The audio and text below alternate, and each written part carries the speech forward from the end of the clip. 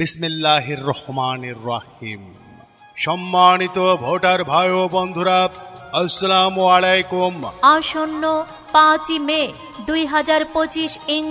মহারশি পানি ব্যবস্থাপনা সমবায় সমিতি লিমিটেডের ত্রিবার্ষিক নির্বাচনে সভাপতি পদে ডাকাবার কৃষি পণ্য উৎপাদন সমিতির বর্তমান সভাপতি, ঝিনাইগাতি উপজেলা কৃষি পণ্য উৎপাদন অ্যাসোসিয়েশনের 2 বারের নির্বাচিত